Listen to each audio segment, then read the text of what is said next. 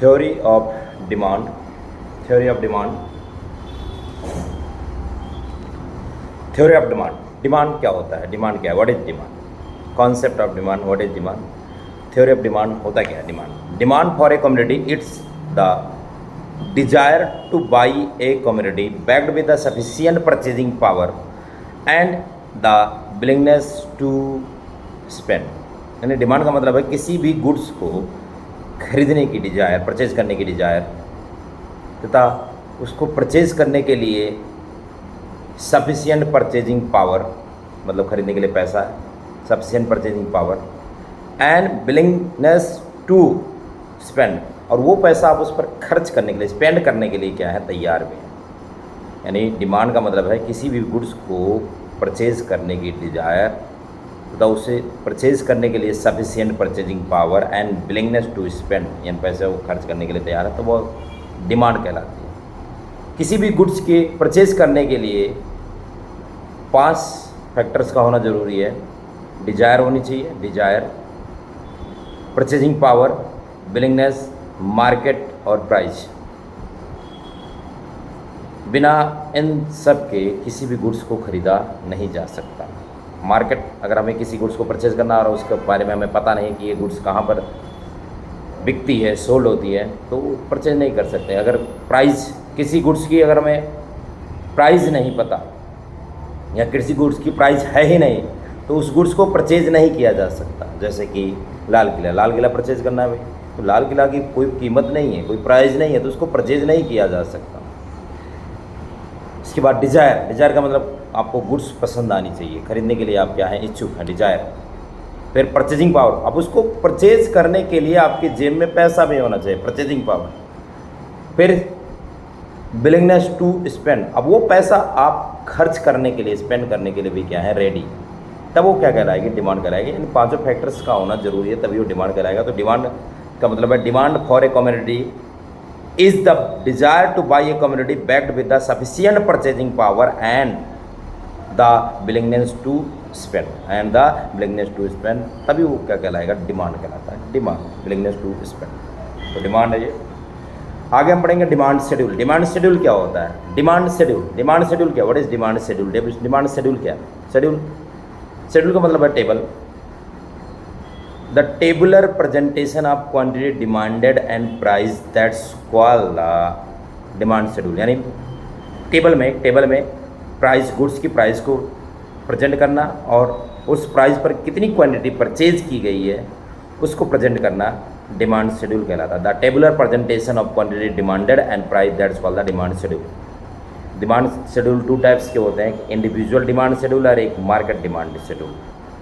Individual demand schedule में market में किसी एक कंज्यूमर के द्वारा क्वांटिटी डिमांडेड, मार्केट में किसी एक कंज्यूमर की क्वांटिटी डिमांडेड एंड प्राइस के रिलेशन को टेबल पर दर्शाना, क्वांटिटी डिमांडेड और प्राइस के रिलेशन को टेबल पर दर्शाना इंडिविजुअल डिमांड शेड्यूल कहलाता है।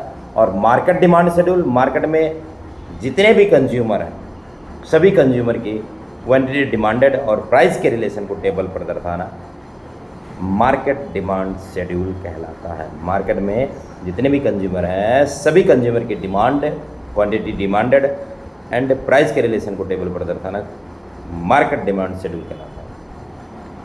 Next heading demand curve. Demand curve क्या, what is demand curve? The graphical presentation of demand schedule, that is called the demand curve. यानी जो आपने शेड्यूल बनाया है उस शेड्यूल को यदि आप ग्राफ पर रिप्रेजेंट करते हैं तो डिमांड कर्व कहलाता है। तो the graphical presentation of demand schedule, that's called the demand curve. Demand curve is also 2 types, individual demand curve and market demand curve. Individual demand curve and market demand curve. Individual demand curve क्या है? What is individual demand curve? Individual demand curve क्या है? Individual demand curve, individual demand schedule को graph पर present करना individual demand curve कहलाता है। Graphical presentation of individual demand schedule, that's called the individual demand curve. And graphical presentation of market demand schedule, that's called the market demand curve.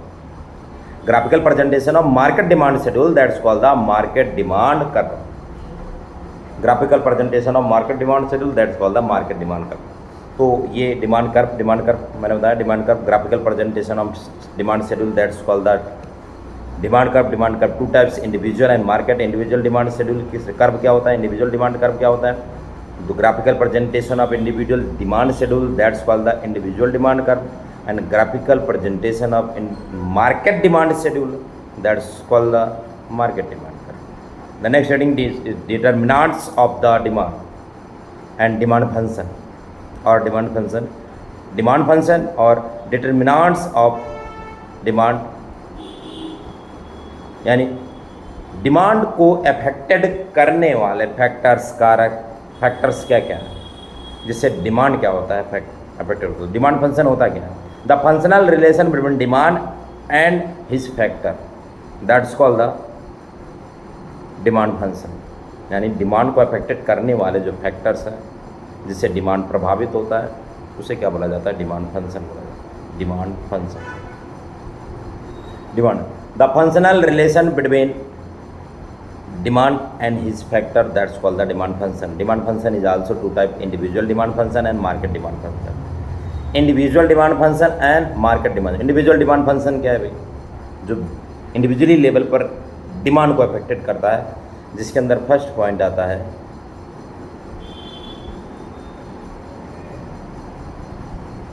Price of community, price of goods, यानी किसी goods की price उसकी demand को कैसे affected करती है। यदि किसी गुड्स की प्राइस इंक्रीज होती है तो उस गुड्स की डिमांड क्या हो जाती है, डिक्रीज हो जाती है, और गुड्स की प्राइस डिक्रीज होती है तो उस गुड्स की डिमांड क्या हो जाती है, इंक्रीज हो जाती है।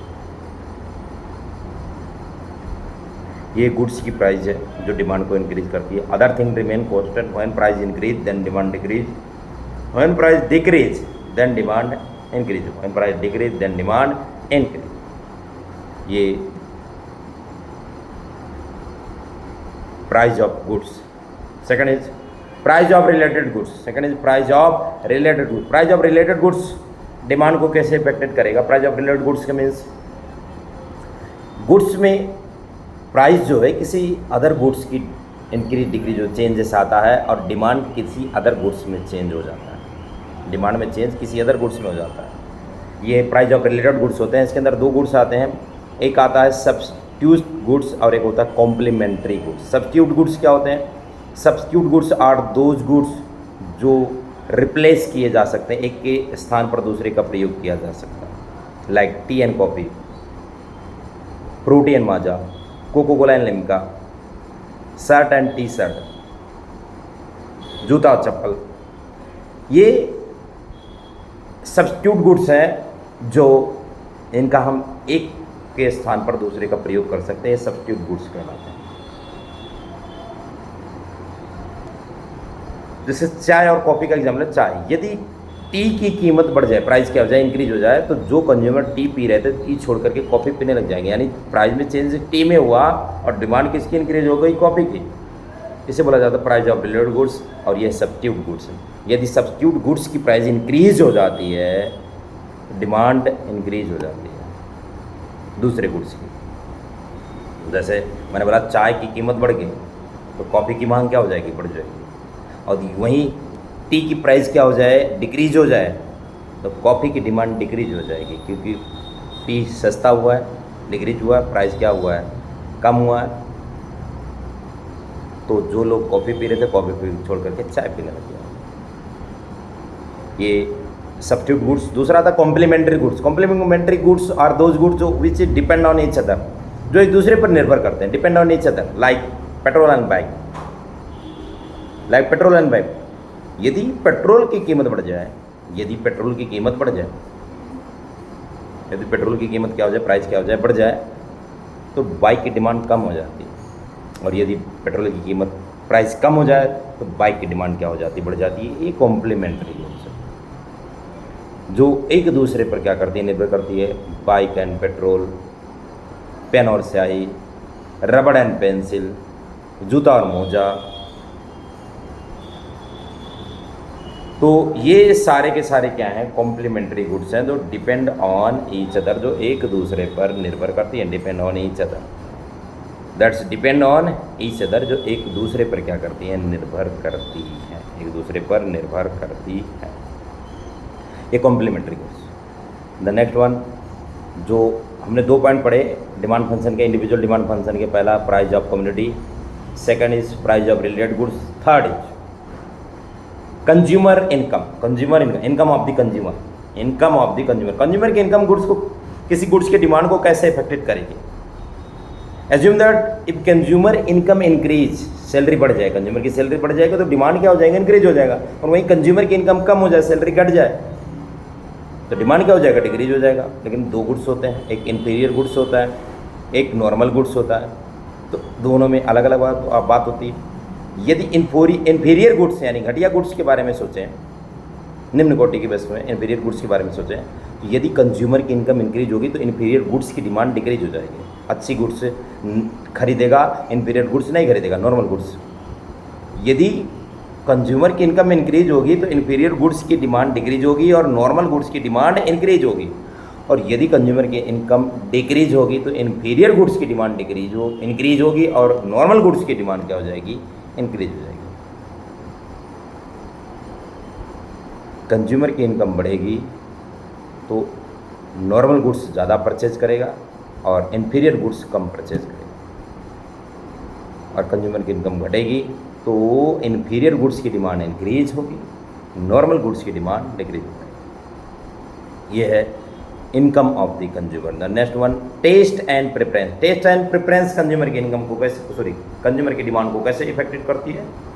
टेस्ट एंड प्रेफरेंस कंज्यूमर की डिमांड को कैसे इफेक्टेड करती है। टेस्ट एंड प्रेफरेंस कंज्यूमर की डिमांड को कैसे इफेक्टेड करती है। टेस्ट एंड प्रेफरेंस,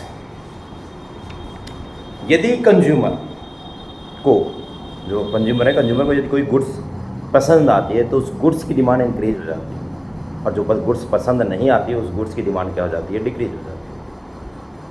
जैसे जो गुड्स फैशन में, लेटेस्ट में, जैसे आज वर्तमान टाइम पर लोगों को ईयरबड लेने का शौक है। एक टाइम ऐसा था ईयरबड की जगह ब्लूटूथ था, ब्लूटूथ की जगह पर एक टाइम ऐसा था कि ईयरफोन आते थे, लीड लगाया करते थे लोग। तो आज वर्तमान टाइम पर ईयरबड आने की वजह से ईयरबड का डिमांड क्या हो गया, इंक्रीज हो गया। और ब्लूटूथ कोई नहीं खरीद रहा है, ईयरफोन तो कोई पूछ ही नहीं रहा है। तो यहाँ पर क्या हो रहा है, जो गुड्स ट्रेंडिंग में हैं उन गुड्स की डिमांड क्या हो जाती है, इंक्रीज हो जाती है। जो गुड्स ट्रेंडिंग से आउट हो चुकी हैं उन गुड्स की डिमांड क्या हो जाती है, डिक्रीज हो जाती है। ये कंज्यूमर की taste and preference. That's mean यदि कंज्यूमर किसी गुड्स को पसंद करता है, लाइक करता है, तो उस गुड्स की डिमांड बढ़ जाएगी, और जो जिन गुड्स को लाइक नहीं करता उन गुड्स की डिमांड क्या हो जाएगी, घट जाएगी। कंज्यूमर इनकम, ये है taste and preference. Next one आता है एक्सेप्टेशन। एक्सेप्टेशंस मीन्स भविष्य में होने वाला चेंज, फ्यूचर में होने वाला चेंज। यदि कंज्यूमर को लगता है निकट भविष्य में, इन फ्यूचर प्राइस इंक्रीज होने वाली है, तो प्रेजेंट की डिमांड इंक्रीज हो जाती है। कंज्यूमर सोचेगा कल महंगा हो जाएगा, बेटर है कि आज क्या कर लेते हैं, परचेज कर लेते हैं। और यदि कंज्यूमर को पता लगता है कि भाई निकट भविष्य में प्राइस क्या होने वाला है, डिक्रीज होने वाली है, तो आज की डिमांड डिक्रीज हो जाएगी। सोचेगा कल सस्ता हो जाएगा, तभी क्या करेंगे, परचेज करेंगे। यह है एक्सेप्टेशंस, संभावनाएं। तो ये हमने पढ़ा individual demand function. Individual demand function के अंदर 5 पॉइंट। पहला पॉइंट प्राइस ऑफ कमोडिटी, दूसरा प्राइस ऑफ रिलेटेड गुड्स, तीसरा टेस्ट एंड प्रेफरेंस, चौथा कंज्यूमर इनकम, पांचवा एक्सेप्टेशंस, जो डिमांड को क्या कर रहे हैं, अफेक्टेड करते हैं। अगला आता है market demand function. Market demand function के अंदर 2 पॉइंट आता है। पहला पॉइंट आता है population size, size of population. यदि कंज्यूमर, यदि किसी एरिया का, किसी भी पर्टिकुलर क्षेत्र का, एरिया का पॉपुलेशन ज़्यादा है, तो वहाँ पर गुड्स की डिमांड क्या हो जाएगी, ज़्यादा हो जाएगी। और पॉपुलेशन कम है तो डिमांड क्या हो जाएगी, कम हो जाएगी। इसी तरह और क्लासीफाई करते हैं। यदि मान लो कोई एरिया ऐसा है जहाँ पर पुरुषों की जनसंख्या ज़्यादा है, तो जो पुरुषों के प्रयोग वाले, मेल्स के जो यूजेज वाले जो थिंग्स होंगे, उन गुड्स की डिमांड क्या हो जाएगी, इंक्रीज हो जाएगी। Like shaving cream, razor, blade, इन गुड्स की डिमांड क्या हो जाएगी, इंक्रीज हो जाएगी। या फिर कोई ऐसी जगह जहाँ पर बच्चों की जनसंख्या ज़्यादा है, तो जो चाइल्ड के यूजेज वाले चीज़ें होंगी, गुड्स होंगे, उन गुड्स की डिमांड क्या हो जाएगी, इंक्रीज हो जाएगी। लाइक टॉयज, टॉफ़ी, चॉकलेट, इन सब की डिमांड क्या हो जाएगी, इंक्रीज हो जाएगी। ये पॉपुलेशन साइज। अगला आता है डिस्ट्रीब्यूशन ऑफ इनकम। इनके अंदर दूसरा पॉइंट आता है डिस्ट्रीब्यूशन ऑफ इनकम। इनकम का डिस्ट्रीब्यूशन, इनकम की डिस्ट्रीब्यूशन डिमांड को कैसे इफेक्टेड करेगी।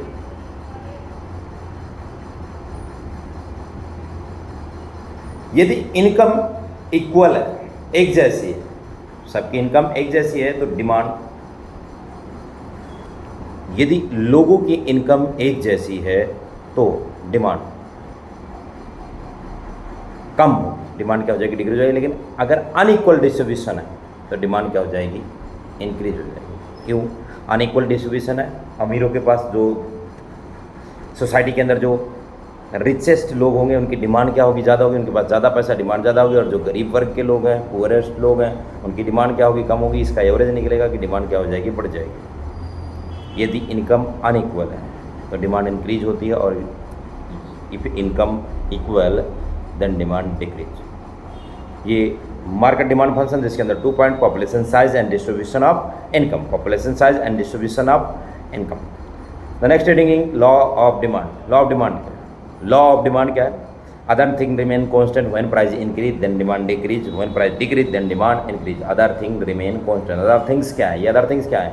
अभी जो हमने डिमांड फंक्शन पढ़ा, डिमांड फंक्शन के अंदर पढ़ा क्या, price of goods, price of related goods, taste and preference, consumer income, expectation, population size and distribution of income. ये जो पॉइंट पढ़े हैं, इनमें से प्राइस ऑफ गुड्स को छोड़ करके बाकी जितने भी पॉइंट्स हैं ये सारे अदर थिंग्स हैं। इनमें कोई चेंज नहीं हो रहा है, चेंज हो रहा है तो प्राइस में चेंज हो रहा है। जो बोला जा रहा है अदर थिंग रिमेन कांस्टेंट, यानी अदर थिंग अपनी जगह पर कांस्टेंट है, चेंज नहीं हो रहा है। चेंज हो रहा है किसमें, price. Other thing remain constant when price increase और decrease, when price increase then demand decrease, when price decrease then demand increase. Other thing remain constant, ये है law of demand. Law of demand, law of demand के exceptions है, law of demand के assumption है। Assumptions क्या है, assumptions of law of demand, जो मैंने बोला कि प्राइस अपनी जगह पर कांस्टेंट है, बाकी जो अदर थिंग्स हैं वो अपनी जगह पर क्या है, सॉरी, प्राइस में चेंज हो रहा है, प्राइस में क्या हो रहा है, चेंज हो रहा है। और जो अदर थिंग्स हैं वो अपनी जगह पर क्या है, कांस्टेंट है। यही है assumption of law of demand. जैसे कि कंज्यूमर की इनकम में कोई चेंज नहीं होता, कंज्यूमर के टेस्ट एंड प्रेफरेंस में कोई चेंज नहीं होता, इन फ्यूचर प्राइस में या गुड्स की अवेलेबिलिटी में कोई चेंज होने की कोई भी पॉसिबिलिटी नहीं है। तो ये सारे के सारे हैं assumption of law of demand. The next heading is why more of the goods is purchase when it's price falls. कह रहा है why more of the goods is purchase when it's price is fall. किसी goods की maximum quantity क्यों purchase की जाती है, जब उसकी प्राइस क्या हो जाती है, फॉल हो जाती है, गिर जाती है, कम हो जाती है। या फिर why does demand curve slope downward, यानी डिमांड कर्व का जो स्लोप होता है नेगेटिव क्यों होता है, स्लोप डाउनवर्ड क्यों होता है, वाई। तो इसका पहला रीजन आता है law of diminishing marginal utility. Law of diminishing marginal utility क्या कहता है, जब कोई कंज्यूमर किसी गुड्स की more and more quantity consumption करते जाता है तो एवरी एडिशनल यूनिट से प्राप्त होने वाला जो सेटिस्फैक्शन होता है वो कंटिन्यूसली क्या होता है, डिक्लाइन होते जाता है। तो इसके द्वारा डिमांड का क्या मतलब है, जब कोई कंज्यूमर किसी गुड्स की एक क्वांटिटी का, एक 1 यूनिट का परचेज करता है तो उसकी प्राइस ज़्यादा होती है। जैसे जैसे उसके नंबर ऑफ यूनिट बढ़ते जाते हैं, जैसे एक पीस खरीदा तो भाई 5 रुपये का, पूरा डजन खरीद लेंगे तो थोड़ा कीमत क्या होगा, सस्ता होगा।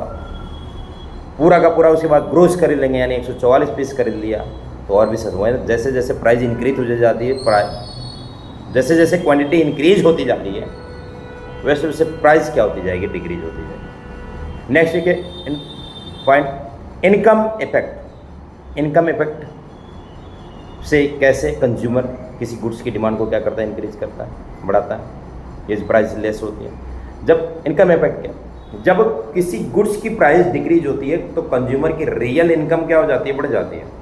यदि किसी गुड्स की प्राइस डिक्रीज होती है तो कंज्यूमर की रियल इनकम क्या हो जाती है, बढ़ जाती है। जब कंज्यूमर की रियल इनकम क्या होती है, बढ़ती है,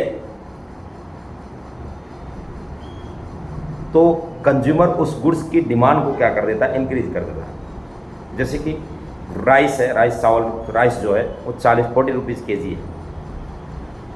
अब इसकी प्राइस चीप हो करके, सस्ती हो करके 30 रुपये के जी हो गया। अब कंज्यूमर की रियल इनकम 10 रुपये क्या हो गई, बढ़ गई है। पर के जी के पीछे 10 रुपये क्या हो गई, बढ़ गई। अब कंज्यूमर क्या बोलेगा, ये जो 10 रुपये मेरी इनकम क्या हो रही है, बढ़ रही है, रियल इनकम बढ़ रही है, इस पर चावल क्या कर दो, बढ़ा दो, यानी राइस क्या कर दो, बढ़ा दो। यानी कि प्राइस कम हुआ, कंज्यूमर की रियल इनकम बढ़ी, और रियल इनकम जैसे ही बढ़ा कंज्यूमर ने डिमांड क्या कर दिया, बढ़ा दिया। यह है इनकम इफेक्ट, जिसकी वजह से कीमत प्राइस कम होने से डिमांड इंक्रीज हो जाती है। अगला पॉइंट आता है सब्स्टिट्यूट इफेक्ट। सब्स्टिट्यूट को जब कोई गुड्स अपने सब्स्टिट्यूट के कंपैरिजन क्या हो जाती है, सस्ती हो जाती है, तो उस गुड्स की डिमांड बढ़ जाती है। लाइक कॉफ़ी के रेट बढ़ गए, तो उसके कंपैरिजन टी क्या है, सस्ता है, तो टी की डिमांड क्या हो जाएगी, बढ़ जाएगी। Size of the consumer, size of the consumer, size of the consumer group कैसे इफेक्ट करता है भाई, डिमांड कैसे इंक्रीज कर देता है। पहले कोई गुड्स अगर क्या हो रहा होता, महंगा था, तो बहुत सारे कंज्यूमर, प्राइस अगर हाई था तो बहुत सारे कंज्यूमर उसे परचेज नहीं कर रहे थे। जब वो सस्ता हुआ, चीप हुआ, तो जो कंज्यूमर उसे परचेज नहीं कर रहा था, वो कंज्यूमर भी उसे क्या करने लगा, परचेज करने लगेगा, और उस गुड्स की डिमांड क्या हो जाएगी, इंक्रीज हो जाएगी। डिफरेंट यूजेस, बहुत से ऐसे गुड्स होते हैं जिनके डिफरेंट यूजेस होते हैं, लाइक मिल्क एंड इलेक्ट्रिसिटी, इनके बहुत ज़्यादा यूजेज है। यदि इलेक्ट्रिसिटी की प्राइस कम हो जाए, इलेक्ट्रिसिटी की प्राइस, बिजली का बिल कम आने लग जाए, इलेक्ट्रिसिटी की प्राइस कम हो जाए, पर यूनिट प्राइस कम हो जाए, तो इसका कंजप्शन क्या होगा, बढ़ जाएगा। तो लोग बेफजूल का क्या करेंगे, यूज करेंगे। जिन घरों में एसी नहीं हुआ उन घरों में भी क्या लग जाएगा, एसी लग जाएगा। खाना गैस से बनाने के बजाय इलेक्ट्रिसिटी वाला चूल्हा ले आएंगे, उससे कंजप्शन होने लग जाएगा। यानी प्राइस कम हुआ और कंजप्शन क्या हो जाएगा, बढ़ जाएगा, डिमांड क्या हो जाएगा, बढ़ जाएगा। तो ये सारे रीजन है why more of the goods is purchase when it's price fall. Why more of the goods is purchase when it's price fall, यानी किसी गुड्स की जब प्राइस फॉल होती है तो उसे अधिक क्यों खरीदा जाता है। ये 5 रीजन। पहला पॉइंट है law of diminishing marginal utility, second income effect, third substitute effect, fourth size of the consumer group, fifth different users. The next heading is मांग के नियम का पद, exception to the law of demand. Exception, law of demand क्या कहता है, when price increase then demand decrease, when price decrease then demand increase. ये law of demand कहता है, लेकिन exception of law of demand इसका उल्टा कहता है। कहता है कि when price increase then demand is also increase, when price decrease then demand is also decrease. कैसे कैसे हो रहा है, तो इसके अंदर पहला पॉइंट आता है आर्टिफिशियल डिस्टिंक्शंस। जो सोना चांदी, जो समाज के प्रतिष्ठा की वस्तु है, सोना चांदी हीरे जवाहरात, जब इनकी प्राइस इंक्रीज होती है तो इनकी डिमांड भी क्या हो जाती है, इंक्रीज हो जाती है, और प्राइस डिक्रीज होती है, डिमांड भी क्या हो जाती है, डिक्रीज होती है। अगर नेक्स्ट पॉइंट है गिवन गुड्स है, गिवन गुड्स डिमांड को कैसे अफेक्टेड करते हैं। जो गिवन गुड्स होते हैं वो डिमांड को कैसे अफेक्टेड कर रहे हैं, गिवन गुड्स डिमांड को कैसे अफेक्टेड कर रहे हैं, exception of law of demand को। जो गुड्स, जैसे एग्जाम्पल लेते हैं मिल्क, एक डीएमएस का दूध आता है जो कि शायद 25-26 रुपये में हाफ लीटर मिलता है, वहीं फुल क्रीम 34 रुपये मिलता है। अब ये जो डीएमएस वाला दूध है, इसकी कीमत बढ़ा करके 26 रुपये, 26 से बढ़ा करके 34 कर दिया जाए, तो इसकी डिमांड बढ़ जाएगी। ये कहता है exception of law of demand. कैसे, कंज्यूमर का माइंड डाइवर्ट होगा, वो कंज्यूमर सोचेगा कि इसकी प्राइस 26 से बढ़ करके 34 हुआ, दैट्स मीन इसकी क्वालिटी में क्या हुआ, सुधार हुआ, क्वालिटी इंक्रीज की गई है, इसकी वजह से डिमांड क्या हो जाएगा, इंक्रीज होगा। और वहीं 34 वाला घट करके 26 हो जाए तो उसकी डिमांड डिक्रीज हो जाएगी। क्यों, कंज्यूमर सोचेगा कि इसकी क्वालिटी ख़राब हुई है, डिक्रीज हुई है, इसकी वजह से इसकी प्राइस क्या हुई है, कम हुई है, और उसकी डिमांड क्या कर देगा, डिक्रीज करेगा। ये है गिवन गुड्स। अगला पॉइंट आता है इर्रेशनल जजमेंट। इर्रेशनल जजमेंट मतलब अज्ञानता, एक्नॉलेजमेंट, अज्ञानता। अब एक ज्ञानता कंज्यूमर को कैसे, यानी इस law exception of law of demand को कैसे अफेक्टेड करता है। कई बार कंज्यूमर क्या करता है, जो महंगी वस्तुएं होती हैं, कॉस्टली गुड्स होते हैं, उनको अच्छा समझता है और उस गुड्स की डिमांड क्या कर देता है, इंक्रीज कर देता है। और जो सस्ती चीप वस्तुएं होती हैं उन गुड्स को क्या समझता है, गंदा समझता है, बेकार समझता है, चीप समझता है, और उस गुड्स की डिमांड क्या करते हैं, डिक्रीज। यानी प्राइस इंक्रीज ज़्यादा होने पर उसकी गुड्स की डिमांड इंक्रीज हो रही है, और प्राइस की कम होने पर गुड्स की डिमांड क्या हो रही है, डिक्रीज हो रही है। ये हमने पढ़ा exception to law of demand, जिसके अंदर 3 पॉइंट है, article of distinctions, given goods and irrational judgement. अगला पॉइंट आता है movement along a demand curve and shift in demand curve. Movement along demand curve and shift in demand curve. तो सबसे पहला point पढ़ते हैं movement of demand curve. Movements on along a demand curve, movements along a demand curve. Other thing remain constant when price change, then demand is also change. That's called the movement along a demand curve. Any other thing remain constant, price में change होने से demand में जो change हुआ वो कहलाता है movement along ए demand curve. इसके अंदर दो पॉइंट आता है, extension of demand and contraction of demand. Extension of demand and contraction of demand. Extension of demand, other thing remain constant. When price decrease, then demand increase. That's called the extension of demand. यानी price decrease हुआ, demand क्या हुआ, increase हुआ, और other thing remain constant. तो extension of demand. Contraction of demand के अंदर क्या होगा, other thing remain constant. When price increase, when price increase then demand decrease. When price increase then demand decrease. That's called the contraction of demand. That's called the contraction of demand. ये है movement along a demand curve. Movement along a demand curve. अगला है shift in demand curve. Shift in demand curve, इसमें price remain constant. Price अपनी जगह constant है. Change in other things, change other things में हो रहा है. Price remain constant and change in other things में चेंज होने के, अदर थिंग्स में चेंज होने के कारण डिमांड में जो चेंज आता है उसे बोला जाता है शिफ्ट इन डिमांड का. इसके अंदर दो पॉइंट आता है, increase in demand and decrease in demand. Increase in demand क्या है, other price remain constant when change in other things. और डिमांड क्या होता है, इंक्रीज हुआ. लाइक कंज्यूमर की इनकम क्या हो गई, इंक्रीज हो गई. कंज्यूमर की इनकम इंक्रीज होने से डिमांड क्या हो जाएगा, इंक्रीज हो जाएगा. That's called the increase in demand.